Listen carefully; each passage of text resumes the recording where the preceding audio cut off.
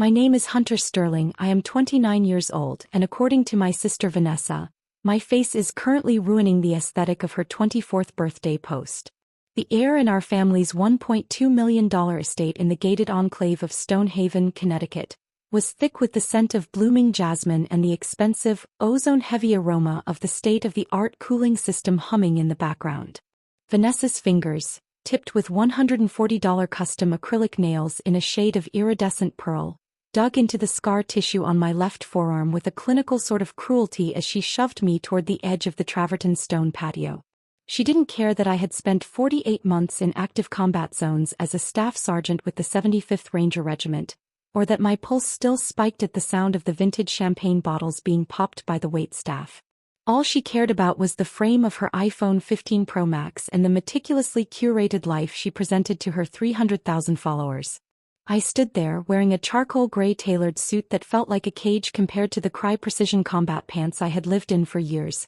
feeling the weight of the $12,450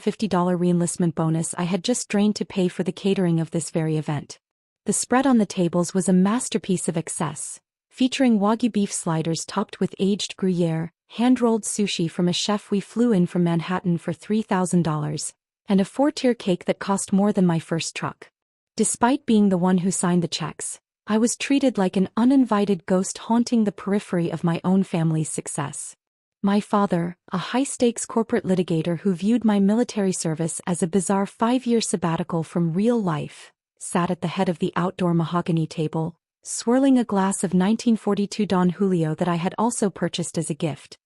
He didn't look up when Vanessa hissed at me to get out of the shot. He simply adjusted his gold Rolex Submariner and laughed at something my brother-in-law said. The injustice of it was a cold, physical weight in my chest. I had spent my 20s eating MREs in the dirt, waking up to the sound of mortar fire, and losing sleep over the lives of the men under my command, all while Vanessa was choosing which sorority house looked best on her resume. Now back in the silence of suburbia, the transition felt less like a homecoming and more like a slow-motion surrender.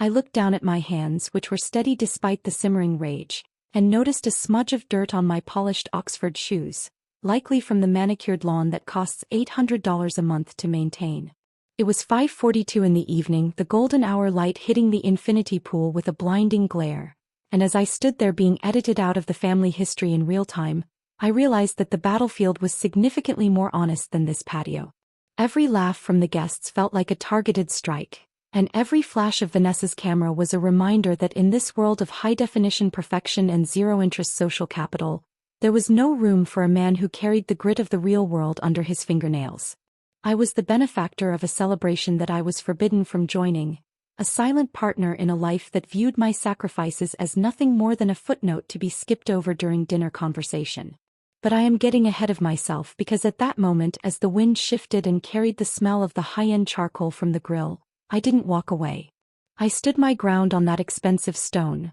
watching the sister I had protected from afar for years treat me like a blemish on a digital screen, realizing that the loyalty I had learned in the Rangers was a currency that held no value in the Sterling household. Family is supposed to be the one place where you don't have to watch your six, but as I looked at the cold, calculating eyes of my own flesh and blood, I knew the perimeter had been breached long ago.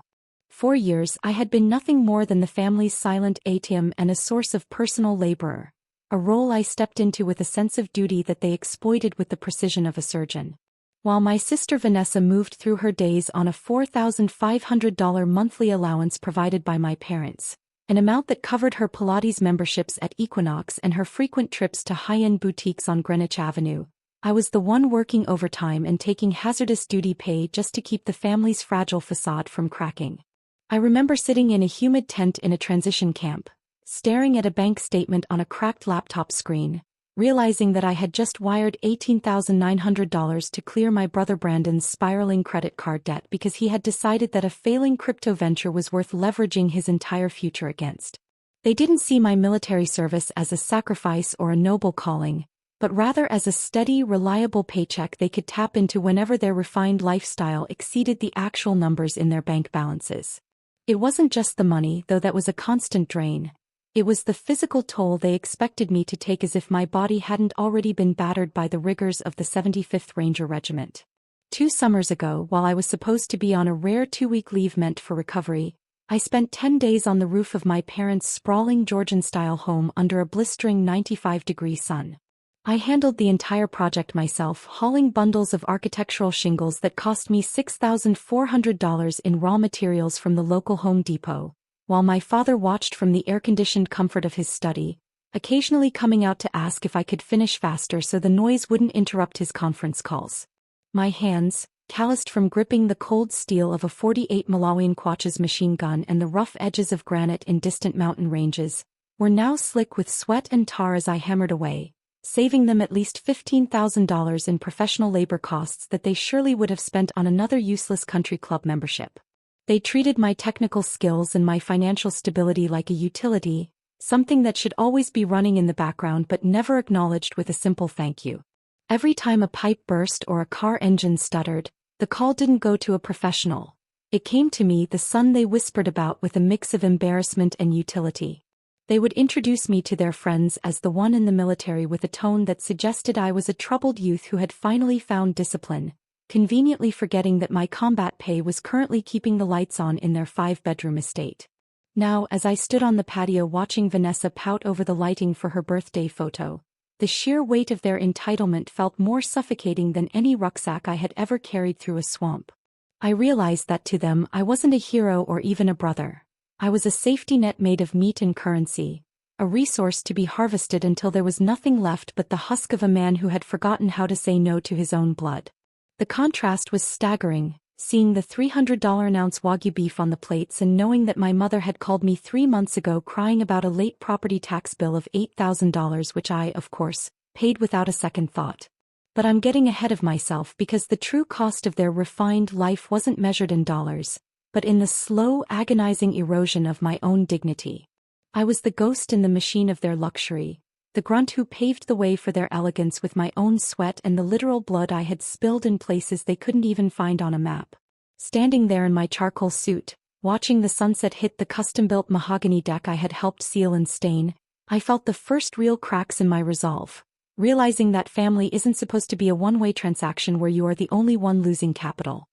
The betrayal crystallized at the absolute height of the suffocating Connecticut summer heat, precisely at 2:14 p.m., during the choreographed spectacle they called the Grand Family Portrait. We were gathered on the west wing of the veranda, where the sun hit the imported Italian marble with a blinding, merciless intensity that made every shadow look like a charcoal smudge. Vanessa stood center stage, draped in a $2,100 Versace silk Barocco print dress that billowed slightly in the artificial breeze of the hidden outdoor cooling fans, her posture radiating the practiced arrogance of someone who has never known the weight of a ruck. I had just finished hauling 3 massive 40-pound bags of artisanal ice from my truck to the catering station because the delivery driver was running late, and I was still wearing my faded $20 tactical shirt, the fabric stained with salt rings and the faint, permanent scent of CLP gun oil from my days in the sandbox.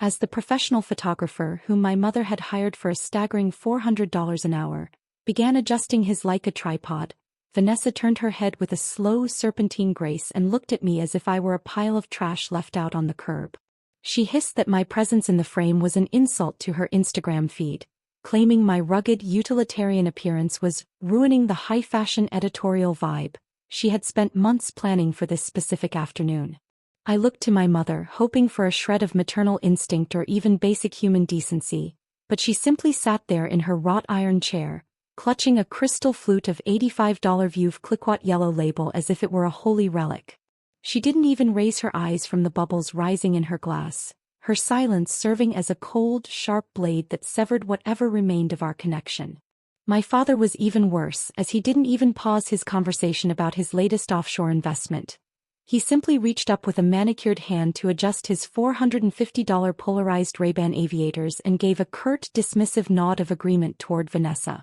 In that single silent movement he confirmed the hierarchy of the Sterling household. I wasn't a son or a brother who had survived the horrors of war to return to them. I was merely the hired help who happened to share their DNA and possessed a high enough credit limit to subsidize their delusions. The air felt heavy, vibrating with the low hum of the pool's filtration system and the distant chirp of cicadas, but the atmosphere on the porch was freezing. I stood there, my boots clicking on the expensive stone, feeling the $2,400 catering invoice still folded in my pocket, realizing that I had paid for the privilege of being insulted in front of 30 guests who didn't even know my rank. It was a calculated erasure, a moment where the aesthetic of their life was deemed more valuable than the reality of mine.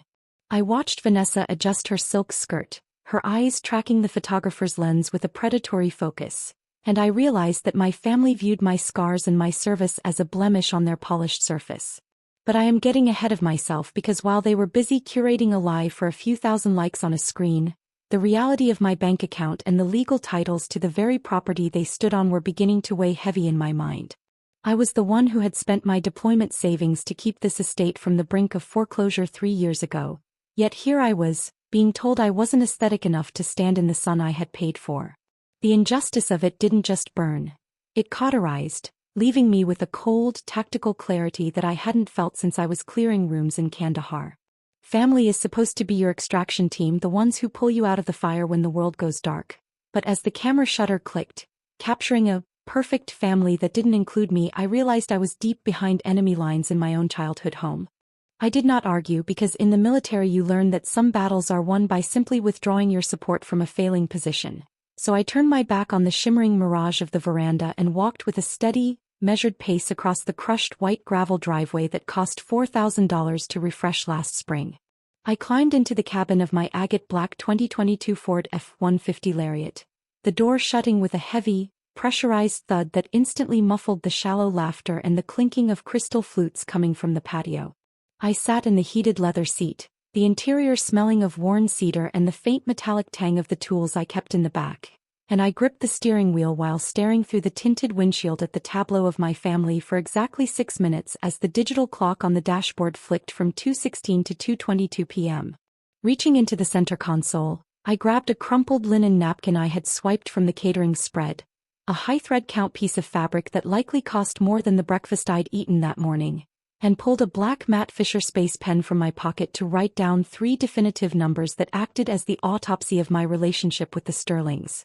The first number was $112,320, which represented the cumulative total of every wire transfer, mortgage supplement, emergency repair and loan I had funneled into this estate and their lifestyle over the last 5 grueling years of my service. The second number was a cold, hollow 0, marking the exact number of times any of them had looked me in the eye and offered a genuine thank you that wasn't immediately followed by a request for more. The final number was a 1, a singular, unbreakable vow that this was the last time I would ever allow them to treat my dignity as a negotiable asset or my presence as a social liability. I watched through the glass as Vanessa pouted for another shot, her silk dress catching the light while my mother signaled a waiter for another refill of champagne, none of them realizing that the man who provided the very air they were breathing was currently disconnecting the life support. The realization was as sharp as a sniper's round. I had spent my youth defending a country and my adulthood defending a family that didn't believe I belonged in the same frame as them.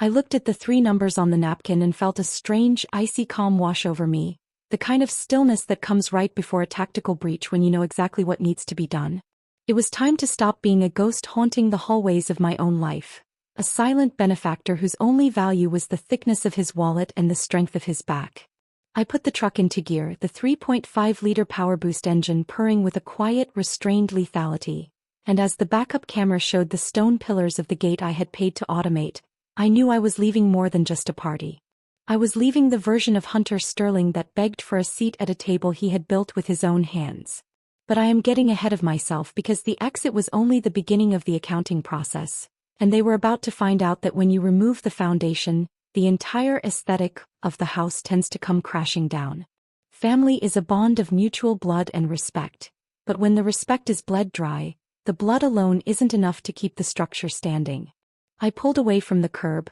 the tires kicking up a small cloud of expensive dust, leaving the $1.2 million estate behind in my rearview mirror as I headed toward a future where my face wouldn't ruin anyone's post because I would no longer be there to be cropped out.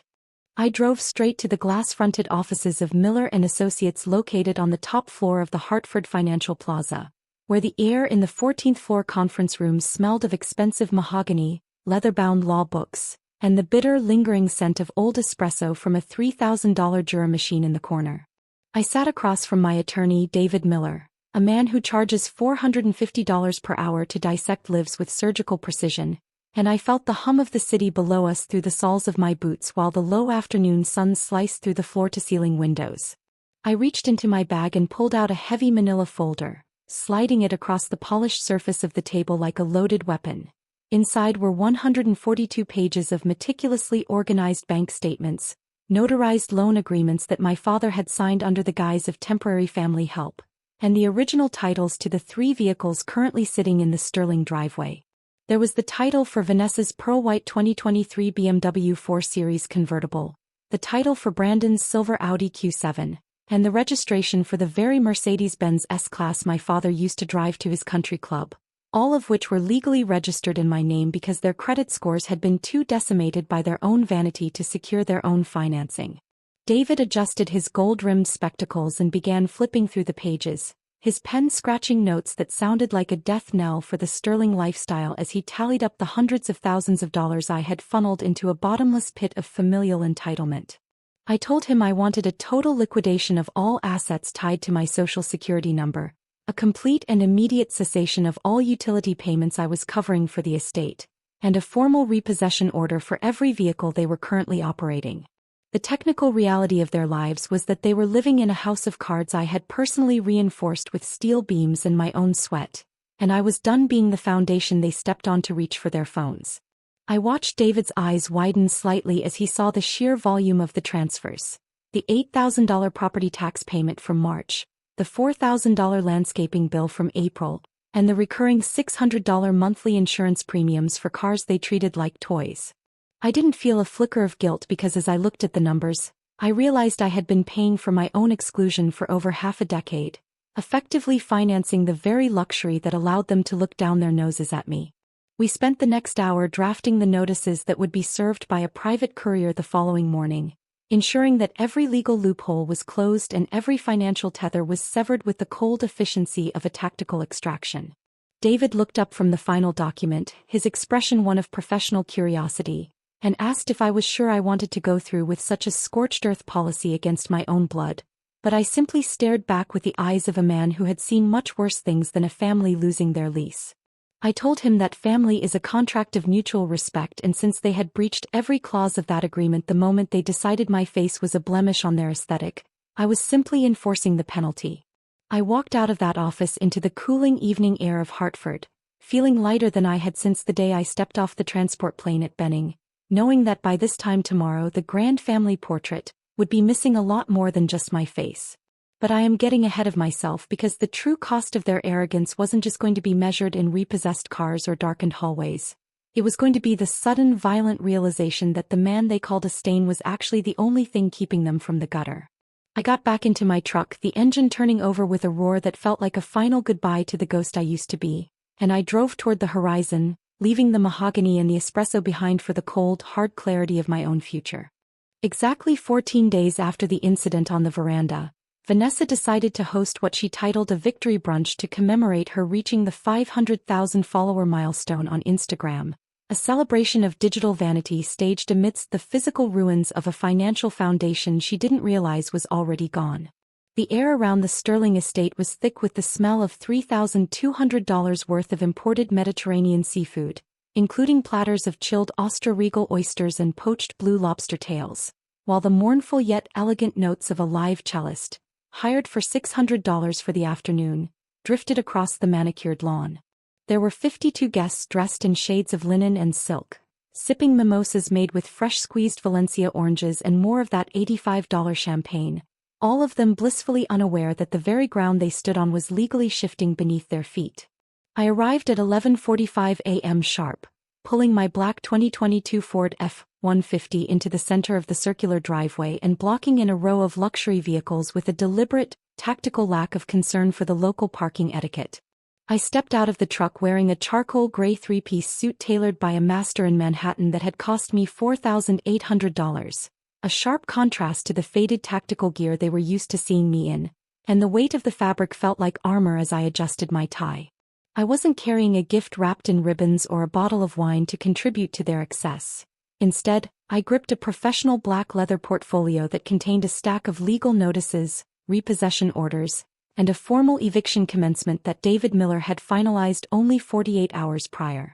As I walked toward the buffet line, the cellist's bow stuttered for a second as my family's eyes locked onto me, their expressions shifting from feigned annoyance to a confused, flickering fear at the sight of my transformation. Vanessa was standing near a mountain of shrimp cocktail, wearing a new $1,600 Zimmermann dress, and she began to open her mouth to likely tell me that I was once again ruining the aesthetic of her live stream. But I didn't give her the chance to speak, nor did I look at my father, who was frozen with a half-eaten crab claw in his hand, his gold Rolex glinting mockingly in the Connecticut sun. I simply opened the portfolio and began laying the documents out on the white linen tablecloth next to the chilled seafood, the heavy paper weighted down by the sheer gravity of the truth it contained. The silence that fell over the 52 guests was more satisfying than any military honors I had ever received, a vacuum of sound where the only thing heard was the distant hum of the pool pump I had stopped paying the maintenance for. I wasn't the ghost in the machine anymore.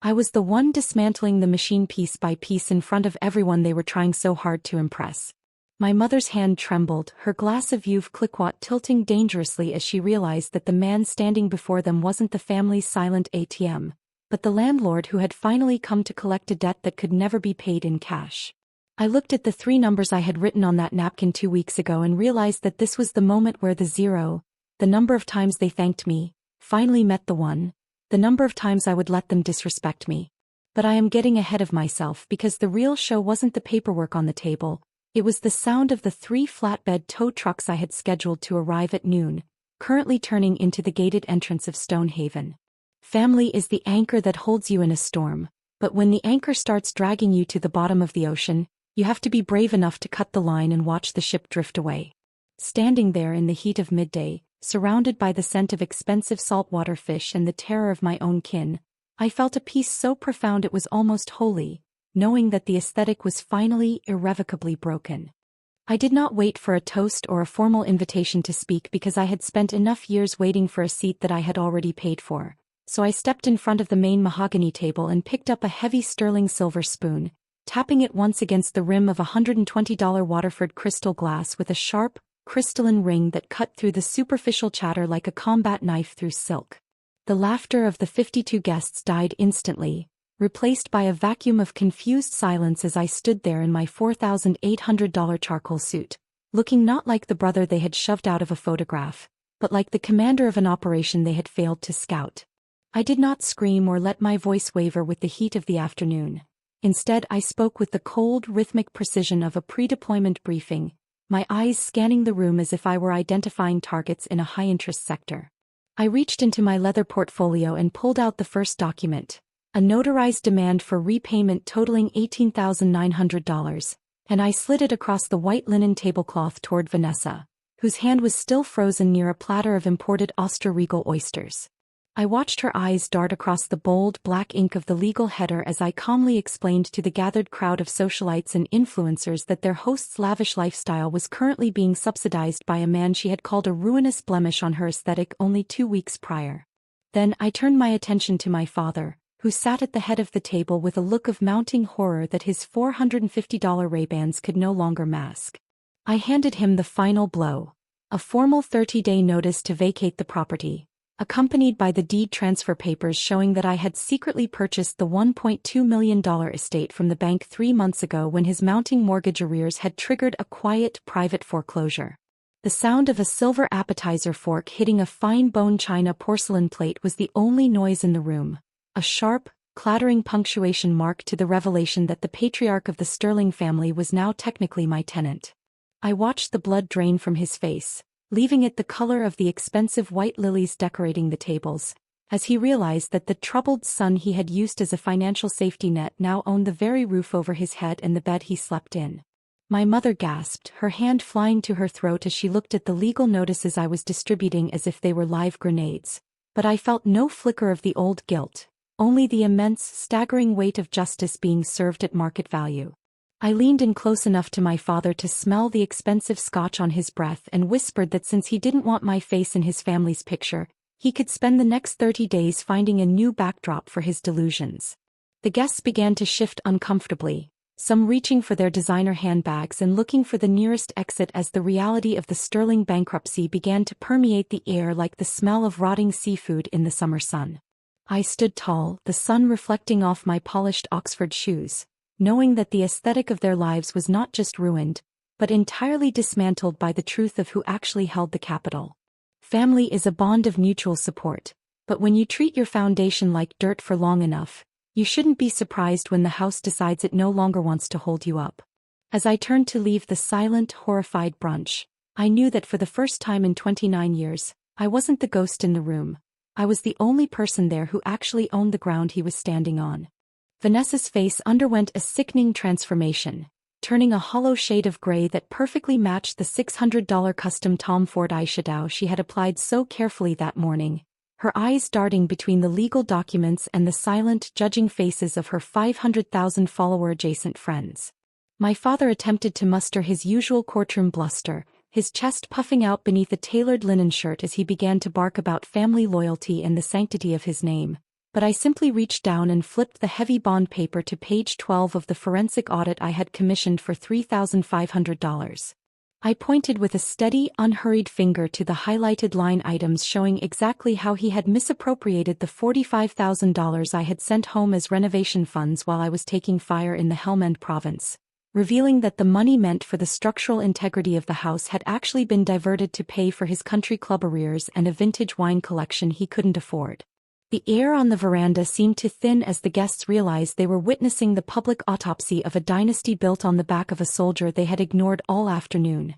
and the silence was broken only by the frantic tapping of manicured fingers on smartphone screens as people began to text their drivers. By 4 p.m., the once crowded estate felt like a ghost town, the 52 guests having fled the scene of the financial accident as if the Sterling name was suddenly contagious, leaving behind half-eaten lobster tails and warm champagne that was beginning to attract flies in the relentless Connecticut heat. The cellist, a professional who knew when a gig had turned toxic, had packed his $3,000 carbon fiber instrument case and slipped away without a word, leaving the mournful echo of his music to be replaced by the harsh, rhythmic thumping of the 3 flatbed tow trucks idling at the end of the driveway. I watched from the edge of the stone patio as the first driver hooked the winch to the front of Vanessa's pearl-white 2023 BMW, the metallic screech of the cable acting as the final anthem for her digital empire. My mother was slumped in her wrought iron chair, her silk scarf fluttering in the breeze like a white flag of surrender, while my father stared at the audit in his trembling hands, finally realizing that the son he treated as a mindless laborer was the only one who had been keeping the Sterling Empire from becoming a mere footnote in a bankruptcy court's ledger. The entire structure of their lives was nothing more than a house of cards caught in the center of a tactical windstorm I had spent months meticulously preparing, and as the first car was hoisted into the air, the illusion of their superiority shattered with a finality that no Instagram filter could ever fix. I stood in the center of my property, the charcoal fabric of my suit absorbing the heat of the dying day, feeling the immense relief of a man who has finally cleared the minefield and reached the extraction point. Family is supposed to be the fortress that protects you from the world, but when the people inside the walls are the ones aiming the rifles at your back, the only logical move is to level the building and start over on your own terms. As the sun began to dip behind the line of manicured oaks, casting long, distorted shadows across the marble floor, I realized that I didn't need a portrait to know who I was, because for the first time in my life, I was the only person on this estate who wasn't a lie. I turned toward my truck, the weight of the leather portfolio a comforting reminder of the new reality I had authored, leaving the 3 of them to stand in the silence of a house they no longer owned, surrounded by the expensive debris of a life they hadn't earned.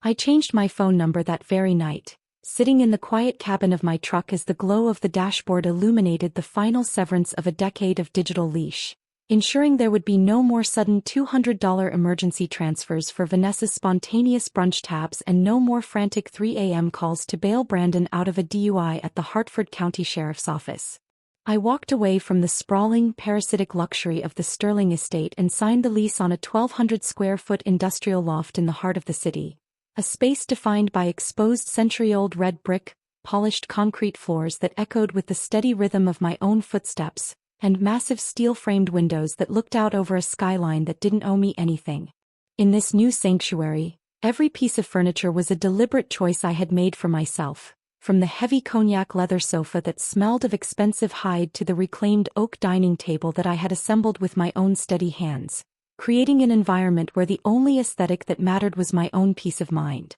My bank balance, no longer a leaking vessel drained by my family's vanity, stabilized at a healthy and untouchable $145,000, providing a financial fortress that allowed me to breathe without the constant, suffocating pressure of impending debt or hidden foreclosures. For the first time in 10 long years, including my time navigating the high-stress adrenaline of the 75th Ranger Regiment, my resting heart rate remained consistently below 60 beats per minute, a physical testament to the silence I had finally earned by removing the voices that only spoke to me when they needed a withdrawal. I spent my evenings in a state of profound tactical quiet, watching the city lights flicker while sipping a single glass of neat bourbon that I didn't have to share or justify to anyone who viewed my service as a mere paycheck. The transition from being a silent laborer in a $1 million lie to being the sole proprietor of a 1,200 square foot truth was the most successful extraction mission of my entire life, leaving the sterling name to wither in the shadows of the debt they had cultivated while I moved forward into the light of my own autonomy. There was a raw, industrial beauty in the simplicity of my new life, where the air didn't smell like $85 champagne and desperation, but rather like the cold, clean scent of rain on the city streets and the potential of a future unburdened by the weight of ungrateful blood.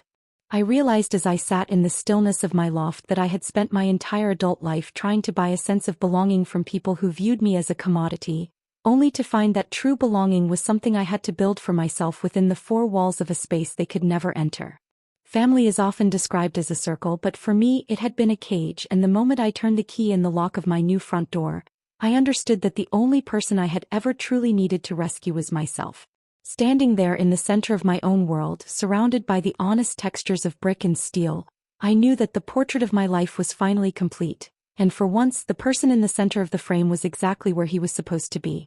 The fallout was clinical and devoid of the theatrical emotion they usually use to manipulate me, manifesting instead as a series of harsh financial corrections that stripped the sterling name of its gold-plated insulation. Vanessa, who once sneered at anything not purchased directly from a flagship boutique, was forced to spend her afternoons listing her collection of Chanel flap bags and limited edition Birkins on luxury resale sites like The RealReal just to scrape together the $2,400 monthly payment for a car she no longer technically owned. I watched from a distance as my brother Brandon, the golden boy who had never broken a sweat outside of a climate-controlled gym, was slapped with the cold reality of a 40-hour work week, eventually taking a grueling position at a local Amazon fulfillment center in North Haven. He was pulling 12-hour shifts on the concrete floor for a mere $18 an hour, a wage that barely covered the interest on the debts he still owed, marking the very first time in his 24 years of life that he had contributed anything of value to the world beyond his own ego.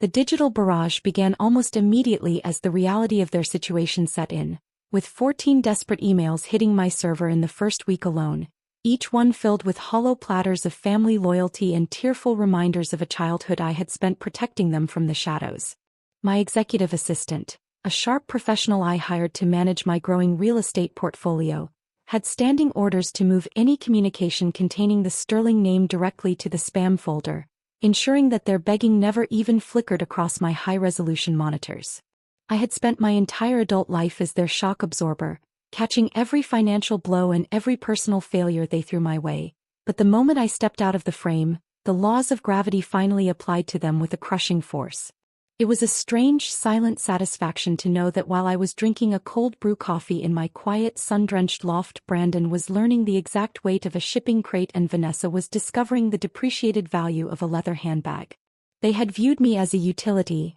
a nameless source of power that kept their lights on and their reputations polished, never realizing that a utility can be switched off the moment the customer stops providing anything in return. My father's once booming voice in the local legal circles had faded to a humiliated whisper as he moved into a two-bedroom apartment that cost less than the landscaping bill for the estate he had lost. The grand family portrait they were so obsessed with had finally been cropped down to its true essence, leaving them to stare at the blank spaces where my support used to be, while I built a life that didn't require a filter to look successful. Family is a word they used as a weapon to keep me in line, But I had learned in the Rangers that a weapon is only effective if you're willing to stand in its line of fire, and I had moved far beyond their range. Standing by the massive steel-framed window of my new office, looking out at a city that didn't know my name but respected my capital, I felt the finality of the mission settle into my bones like a well-earned rest. There is a profound, almost surgical peace in watching the people who devalued you finally learn the cost of the things they took for granted. And as I deleted the last notification from an old family group chat, I knew the extraction was complete. I was no longer the Sterling family's ghost. I was the architect of my own destiny, and for the first time in 29 years, the only aesthetic I had to maintain was the quiet, unshakable dignity of a man who owed nothing to anyone. Exactly 31 days after the final eviction notices were served and the Sterling name was stripped from the iron gates of Stonehaven, I sat on the private cantilevered balcony of my downtown loft, the morning air crisp and carrying the faint industrial scent of the waking city below. I held a ceramic mug filled with a simple $6 black coffee from the local roastery on the corner, and as the heat seeped into my palms, I realized that this humble brew tasted more like genuine freedom than any $85 bottle of vintage champagne ever could. The skyline stretched out before me in a jagged, unfiltered silhouette of steel and glass, bathed in a raw sunlight that didn't need a digital enhancement to feel significant or real. Looking back at the chaos of the previous month, I understood with a cold, tactical clarity that the aesthetic Vanessa had been so desperate to preserve was nothing more than a fragile, expensive lie constructed to mask the rotting foundation of our family's character. Real life is not a meticulously staged photograph or a curated feed of luxury goods.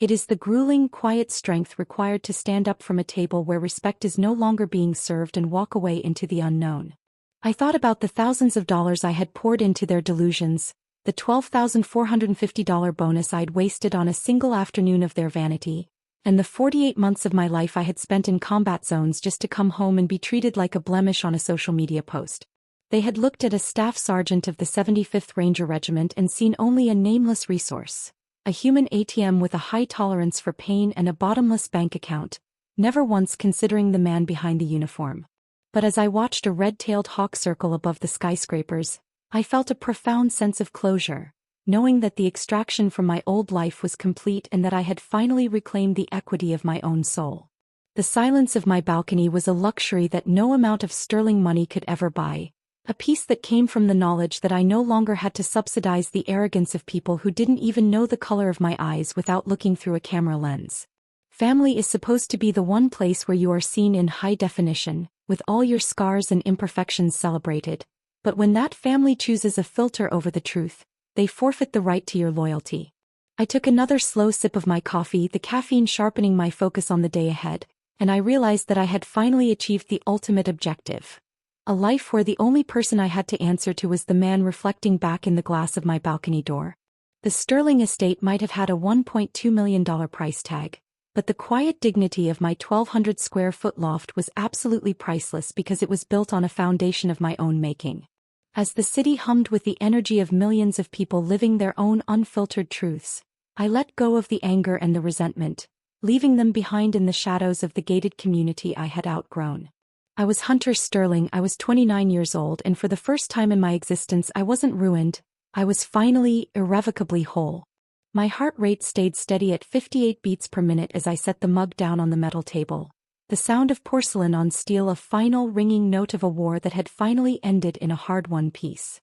I am no longer the invisible soldier lurking in the background of a staged life, nor am I the family ATM whose only purpose was to fund a lifestyle of hollow elegance and superficial validation at the expense of my own physical and mental well-being. I stand today as a man with a clear conscience and a locked vault, a person who has finally realized that the currency of my sacrifice was being spent on people who didn't even value the man behind the bank statement. For years, I allowed the Sterling name to be a weight around my neck, a chain forged from guilt and a misplaced sense of duty that kept me anchored to a sinking ship of their own making. I watched them treat my service in the 75th Ranger Regiment as a dirty secret until they needed the hazards pay to cover a property tax bill or a luxury car lease. And I allowed myself to be edited out of their digital world as if the scars I carried were a blemish on their carefully curated aesthetic. But the moment I chose to stop being the silent foundation for their house of cards, the entire structure of their entitlement collapsed under its own gravity,